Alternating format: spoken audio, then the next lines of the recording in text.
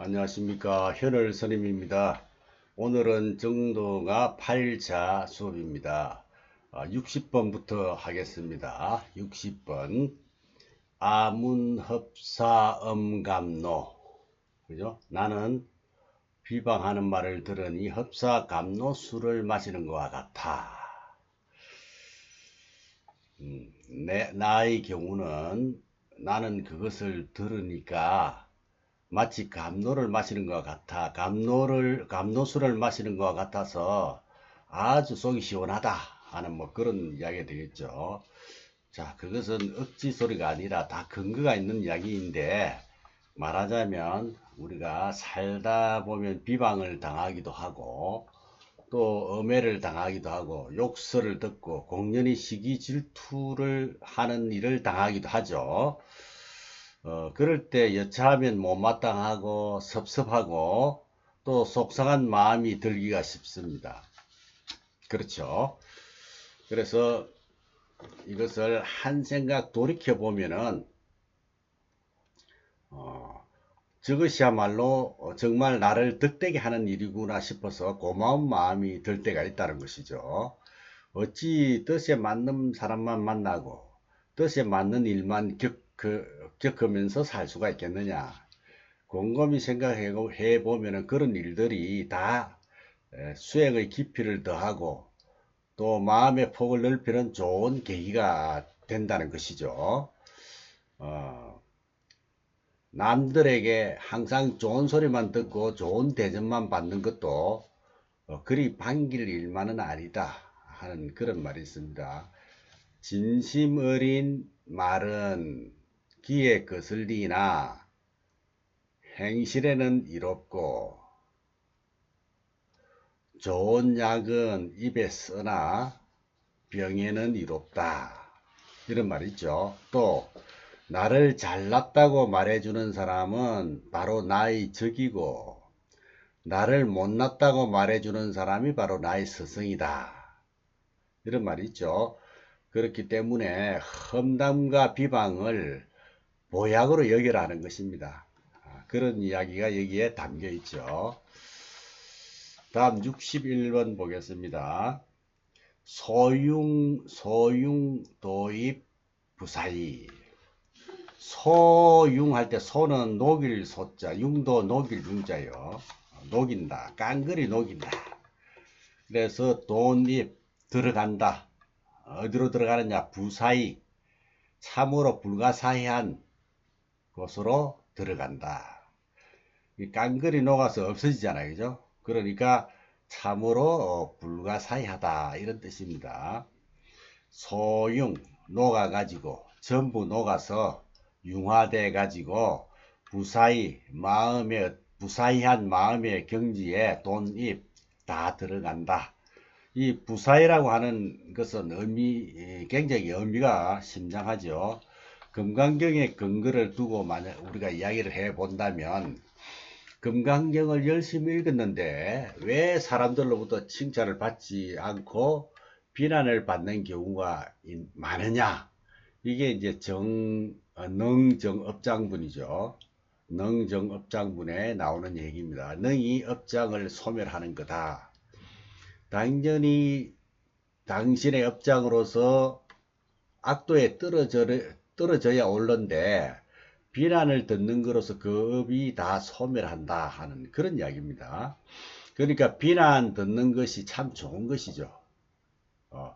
그 사람 업장을 소멸하는 것이 되니까. 비난을 안 들으면 다른 가보를 당하게 되어 있다는 것이죠. 비난을 듣는 것으로서 전부 업장을 떼우니까 얼마나 좋으냐 이 말입니다. 비난 그것은 당장 해치는 것은 아니잖아요. 몸을 다치게 한다든지 하는 것은 아니잖아요. 그죠? 당장에 몸을 다치고 하는 것 같으면 안 좋지. 그런데 비난을 듣고 자기가 소화만 잘 시키면 돼.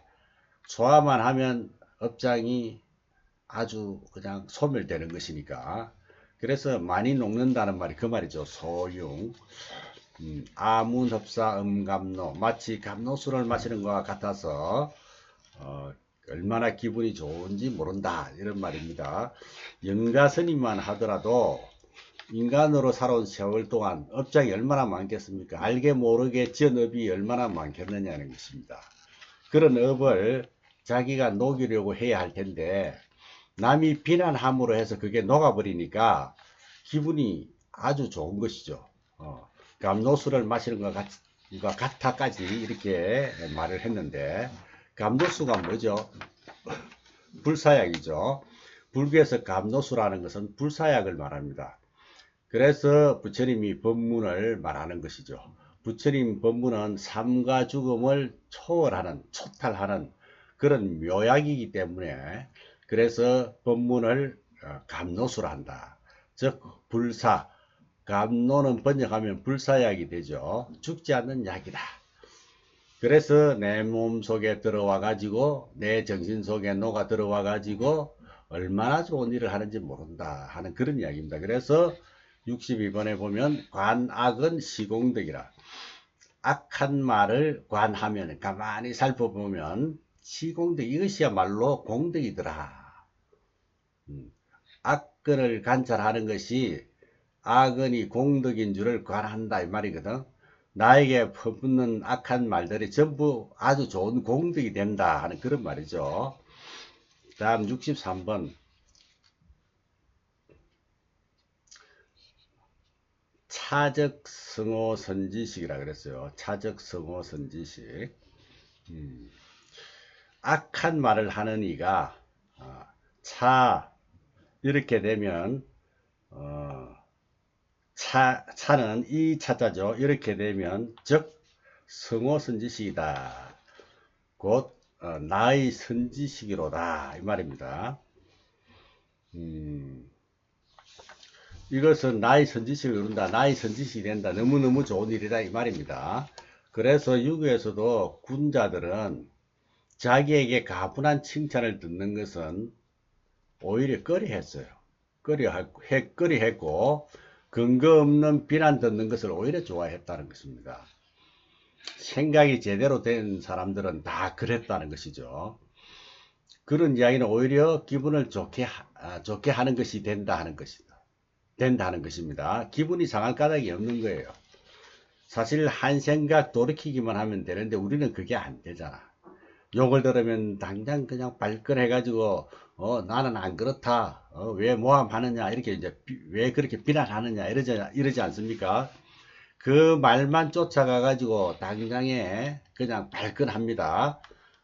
그런데 거기서 조금 한 생각을 늦추어서 생각하면 이게 이제 관악은 시공덕이야. 악은이 공덕이라는 것이죠. 그리고 내 업장을 소멸하게 돼서 문합사 은감로야, 감로수를 마시는 것 같아서 나에게 비난을 더해라 뭐 이렇게 되는 것이죠. 그죠? 그래서 불교 공부를 해가지고 그거 하나만 제대로 소화를 한다면 더 이상 바랄 게 없겠죠. 대단한 공부입니다. 그 정도가 되면. 그죠? 소융돌이 부사에 녹아서 우리의 부사이한 마음으로 술술 들어간다. 그 속에는 업인이 공덕이 하는 그런 모든 것들이 불가사의한 마음속에 다 있으니까, 그렇게 되면 악은이 공덕이 되어버려. 그게 불가사의다. 불가사의가 바로 그런 도리입니다. 그게 바로 기적이죠. 기적. 그러니까 발끈하고 화를 낼 순간에 내 업장을 소멸하는 일이다. 가만히 잘 듣기만 하면 돼. 내가 당장 내한테 어떤 일을 한 적은 없지만 아마도 비난받을 빚을 지었나 보다 이렇게 생각하고, 그러니까 이런 일이 있지 하고 받아들인다면은 화가 나가지고 욕설이 나갈 순간에 속으로는 아주 빙글씨 웃는 것이 된다. 빙글씨 웃게 된다는 것입니다. 그게 바로 불교의 기적이다. 불교의 기적은 악은을 공덕으로 관하는 거, 또 자기 자신에게 선지식으로 생각하는 거, 이게 공덕이다. 그 다음에 64번 한번 보겠습니다. 불인삼방 기원친, 불인삼방 기원친. 비방으로 인해서 원수와 친한 마음을 일으키는 일이 아니면, 앞에 불자가 있으니까 아니면 이렇게 되겠죠.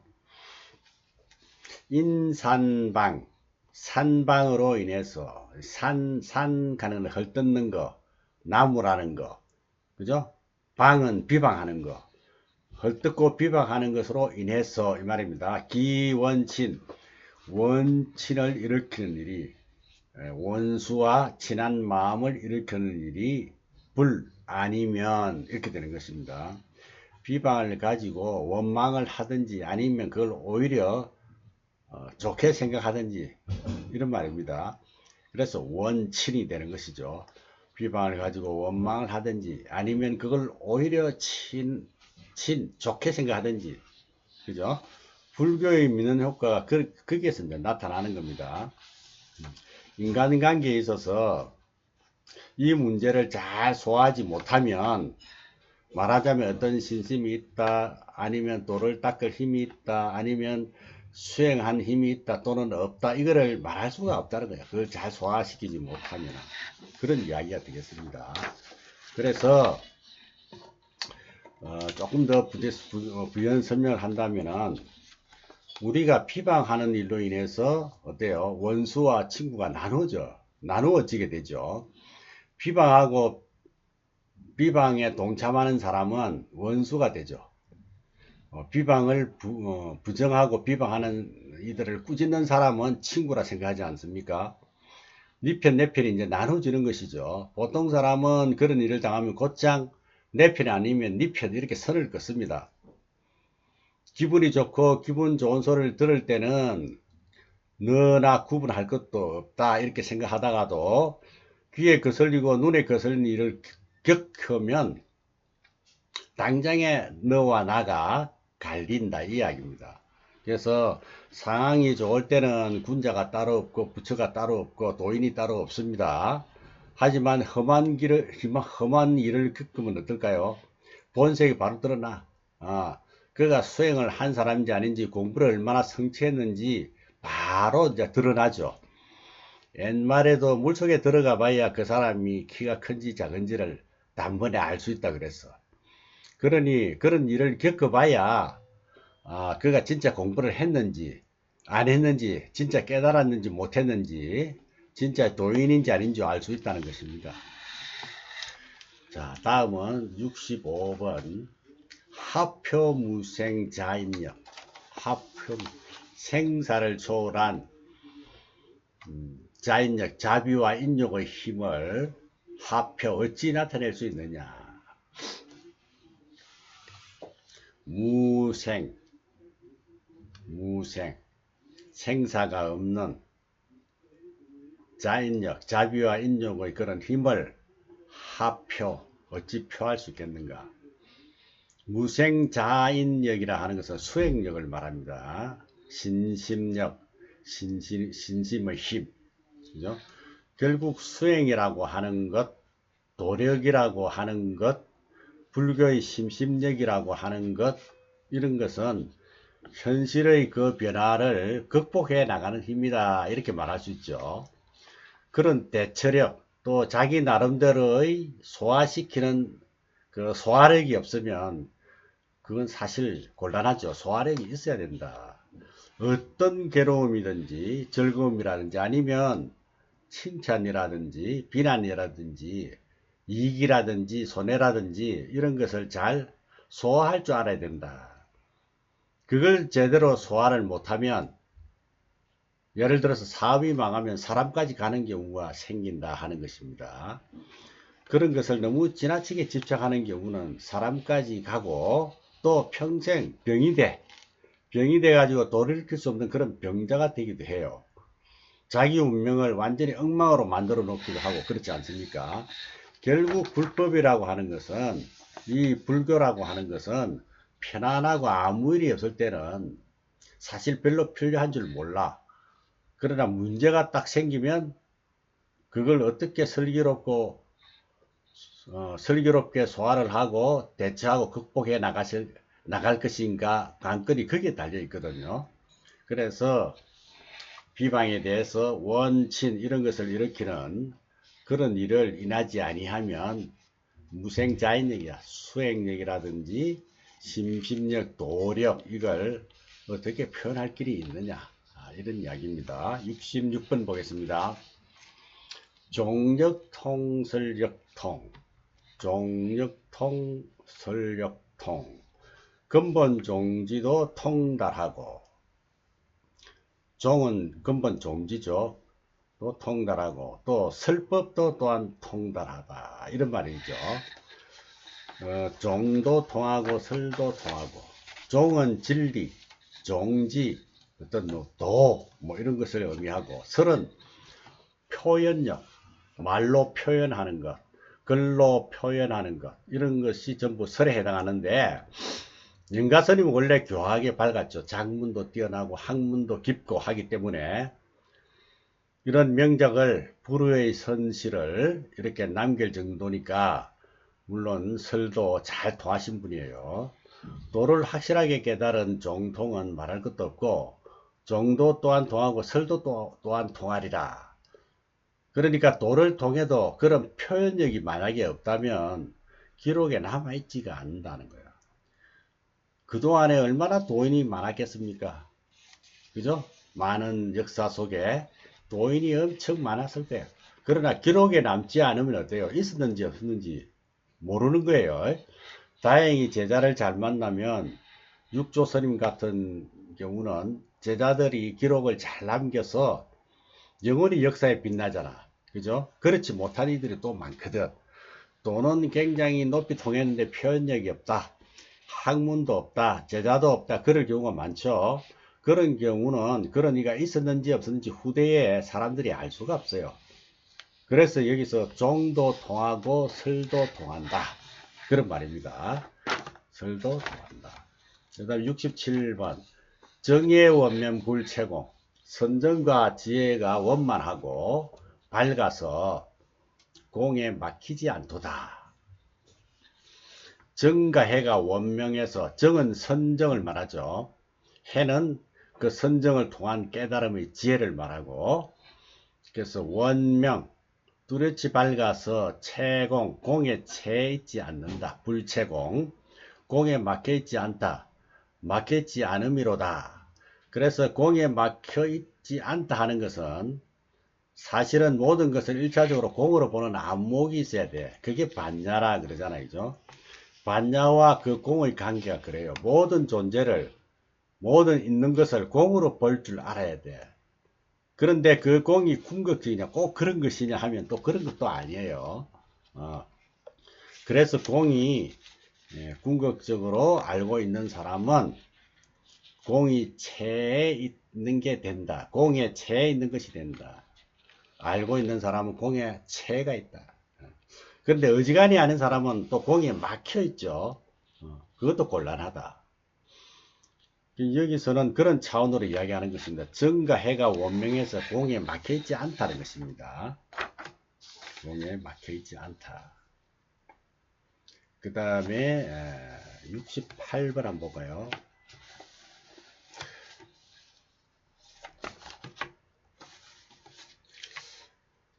비단 악음 독달료, 그렇죠. 만약에 내가 지금 요 빗자, 맨 앞에 빗자는 마지막에 토를 달겠습니다. 단악음, 다만 내가 지금 독달려 홀로 통달해서 마친 것이 아니다. 이렇게 이제 설명을 합니다. 이런 경지는 비단 내가 지금 홀로 통달한 것이 아니다 이 말인데, 내가 지금 이렇게 혼자 깨달았으면 누가 알아주지도 않을 것이고 인정받지도 못하겠죠. 그러나 이것은 부처님으로부터 쭉 이렇게 내려온 일이다 하는 그런 뜻으로 하는 이야기입니다. 앞에서 종력통, 설력통, 종도 통하고 설도 통하고, 그리고 설을 통해서 기록에 남고 또 인가를 받고 한다는 그런 이야기가 되겠는데, 영가스님은 이런 깨달음이 자기만의 독특한 경험이 아니라는 것입니다. 다른 누구도 깨달지 못했던 것을 자기만 깨달은 것이 아니라는 것이죠. 그래서 깨닫고 보니 그 이치는 보편적인 것이고 또 그 보편적인 이치를 깨달은 분들 역시 헤아릴 수 없이 많았다는 것입니다. 그래서 이제 다음 구절을 말씀을 하시죠. 항사재불 체부동, 항사재불 체계동, 그죠? 항하강의 모래수와 같은 모든 깨달은 이들의 마음도 다 똑같아. 그죠? 항사재불, 항하강의 모래숫자와 같이 많고 많은 여러 깨달은 분들, 재불, 바로 여러 깨달은 분들, 역사적으로 많고 많은 그런 깨달은 분들이 모두 심체, 우리의 마음, 깨달음의 본체를 말하죠. 심체 개동이다. 다 그것은 동일하다. 다 같다. 이런 말입니다. 항사재불 체개동. 내 혼자만 그런 경계를 가지고 있는 것이 아니다. 모든 깨달은 사람이 다 함께 같은 길을 가고 있는 것이다. 이런 이야기죠. 그러니까 무슨 이야기냐 하면은 항하강의 모래수와 같이 수많은 깨달은 분들의 그 본체가 똑같아. 깨달음의 본체는 똑같다. 겐지즈 강의 모래는 밀가루처럼 곱죠. 한 주먹만 쥐어도 그 알갱이 숫자가 엄청 많습니다. 얼마나 많은지 몰라요. 그 부처님, 깨달은 분들의 숫자가 그처럼 많다는 것입니다. 또한 그분들의 깨달은 바가 지금 내가 깨달은 경지와 똑같다는 것이죠. 이 구절을 달리 해석하자면 나도 수많은 부처님 중에 하나다. 나도 부처님이다 라는 의미죠. 자신의 깨달음에 대한 확신을 하는 것입니다. 그 열왕경에 보면 이마가 널찍한 백정이 문득 깨달음을 이루고는 칼을 탁 던져버리고 나도 현급의 1000명의 부처님 중 하나다 이렇게 큰 소리를 외쳤다는 이야기가 나오죠. 참 통쾌하게 이야기를 하는데 살생의 업을 부지기수로 저지른 백정이 어떻게 단번에 나도 부처님이라고 큰 소리 칠 수 있을까? 그죠? 이것은 동서고금을 막론하고 오직 불교에서만 이런 소리를 하는 거예요. 이처럼 불교에서는 안목과 깨달음이 무엇보다 중요시 하는 것이죠. 그래서 육조 대사께 깨달음을 인정받고 나서 영가스님이 나만 이런 이치를 통달한 것이 아니라 다른 부처님도 나와 똑같은 이치를 통달했다 이렇게 표현을 합니다. 정말 근사하지 않습니까? 이쯤 돼야 장부가 세상에 태어나 공부한 보람이 있지 않을까 싶어서 오히려 부러워지는 대목이기도 합니다. 예. 자, 여기까지 오늘 69번까지 오늘 공부해 마쳤습니다. 오늘 수업 여기까지 하겠습니다. 여러분 승부하십시오.